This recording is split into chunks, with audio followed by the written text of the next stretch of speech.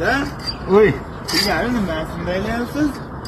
Hozir zamonaviy ketgan. Anker gap atasak bo'lmaydimi buni? Jiyanim birinchi o'rinda Anker xonadon egasiga cho'ntagiga ozgina zarar keltiradi.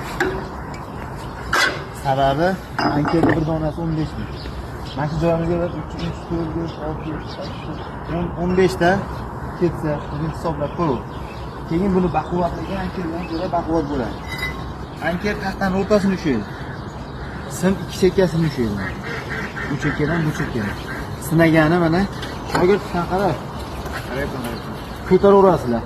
Bu tarafdan. Taxtani qo'parmagungacha chiqmaydi bu. Taxta qachonki qo'llanib ketadi, keyin chiqadi. Senga doimiy maslahatim, mendan keyin usta bo'lib chiqasan. Ankerdan qachon foydalanasan? Anker sim tashalmagan joylarga ikkita qo'yish kerak. Bitta chekkaga, bitta chekkaga. Chereskini qo'yib ketasan. O'rtaga qo'ysang hech qachon taxtani ushlamaydi. Taxta tarozi bilan o'ynab qoladi. Men doim shuni qilaman. Kuzatuvchilarga ham shuni maslahat beraman.